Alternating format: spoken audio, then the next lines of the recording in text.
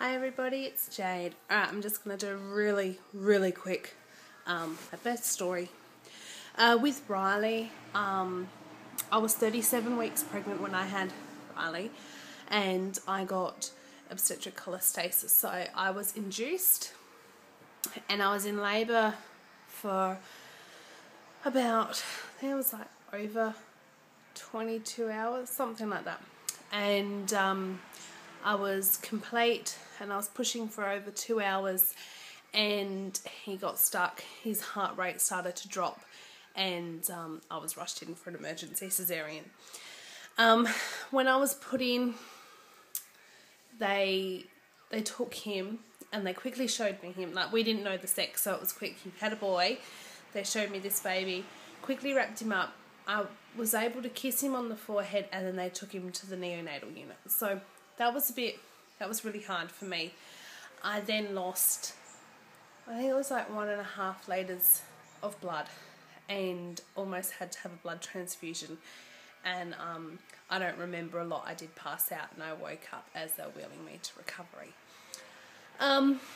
My husband was with Riley the whole time though, and I was in hospital for 5 days after having Riley, and within that time he was up and down between the neonatal unit and with me. So when I fell pregnant with Sophie, the doctors were so nervous and scared that I was going to get cholestasis again, that I was had to have like blood tests done every 4 weeks to see if I was, my bile acid levels were rising, or my liver function was working and all that. Anyway, it was all good, and they knew my hopes for a VBAC, so that was great. Unfortunately, I'm trying to think back, I went in for my normal appointment at the hospital. I was 39 weeks and 4 days pregnant when I went in, and they said that my blood pressure was quite high, so I had to stay the night, and they monitored me. They said, look, your body doesn't know what it's doing, and they were going to look at sending me home, because it was a Saturday it was a Friday I had the appointment, stayed over in the hospital, so it was Saturday, and the midwife came in going, look, they're probably going to send you home because it's a Saturday, we only do emergency cesareans on a Saturday. You'll go home and probably come back Monday for a cesarean. The reason why I had to have another cesarean with Sophie, I couldn't have my VBAC, is one, because I started to get preeclampsia and they couldn't induce me. They did see, I was checked on the Friday, and I was too closed, and it was explained to me by the doctor that I'm like really tight down there and my babies will get stuck, considering how big my babies are. Like Riley, he was 3 weeks early, and he was 7 pound 4 ounces. So yeah, so she said, look, you're actually going to have another cesarean. That's all cool. Like, there's an answer to why Riley got stuck as well, so that's fine. Yeah, so the surgeon, the surgical team were coming around. They were just looking at all the patients as they're walking by, and the surgeon came in, and as I said, it was explained that I'll probably be sent home. Anyway, the surgeon was in, and she just said to me, she goes, oh, look, I've spoken with my boss. Your body doesn't know what it's doing, whether it's getting preeclampsia or it's not. It has no idea. She goes, and we're not actually busy today. And she's like, so why don't we just have a baby? I was like, oh, yeah, okay. I just have to call my husband. And like, our hospital is about 40 minutes away, 30 to 40 minutes. So I had to call my husband, and I was like, all right, Justin, you kind of have to get to the hospital because we're having a baby this morning, and they're going to, they're calling me in an hour. I had an hour, because that's what she said. We'll see you in an hour. And yeah, so my husband got to see me. He got there within half an hour. When he got there, the midwife was already in there prepping me. I was already in like the full gown, the stockings. We were about to put the catheter in. And she came in, and she came in. She's like, all right, they want you now. So it was only half an hour later, and Justin just walked through the door. So they took me into a little room. She put the catheter in, and then wheeled me down into like this waiting area, and I was waiting in there, and the nurses kept coming in and just making sure that you're okay, going through their list and all that. And then I was taken into theatre, into the operating room, where they prepped me.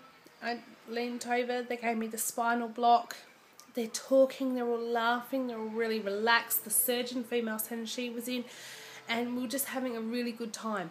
And she goes, "Do you know what you're having?" I said, "Oh yeah, this time we're having a baby girl."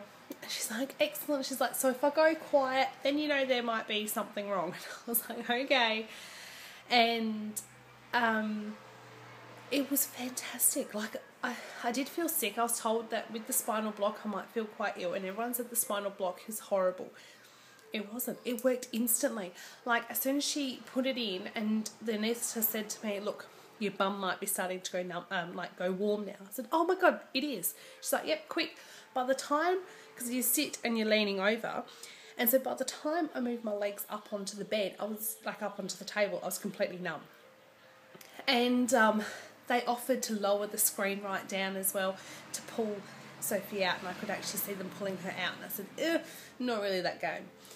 Even though you can see it all up in the big light that they have up there. And I do remember looking up midway through and going, "Oh, I shouldn't have looked. There's like all my insides hanging out." Anyway, but it was just wonderful. Justin's next to me. He was next to me the whole time, even when they're giving me the spinal. He was right there through everything.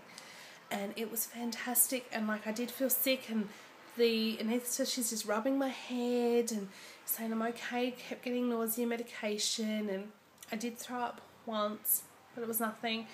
And then next thing, the surgeon goes, "And here she is, welcome to the world, little one," and lifts her up. She's like, "Here you go." She shows me over the top of the curtain, and she's like, "And look," and she flips this baby almost upside down to show me that yes, we did have a girl.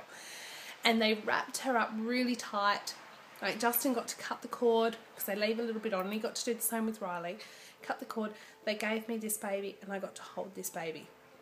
And I held this baby while they stitched me up. I held the baby for the 4 hours in recovery. This baby did not leave my side. And it was just the best experience ever. And to know that if I have another cesarean, if I decide to have more children, that's fantastic. I'm just booking myself in, and it was the best experience ever. To be able to hold this baby the whole time as well was amazing, where Riley was taken, and I felt I missed out on a lot. This time, I loved it. I loved every second of holding her, and this was mine. And, you know, I was up and walking that night with Riley. Riley was born at 3:21 in the morning. Sophie was 12:50. I think 12:50. Yeah, I think it was. She was born, and she weighed 8 pounds 8 ounces as well. That's her weighing now. So that's my quick birth story between the both of them. The emergency cesarean was so rushed, so fast, and I was in hospital for 5 days. It was still classified as an emergency, but it's more kind of like, an elective, but it was still, yeah. But it was fantastic. It was just amazing. And, you know, if you have to have a cesarean, there is positives to it too. And I was only in hospital for 3 days. So I better go get her. But I just wanted to share that story with you all. All right. Bye.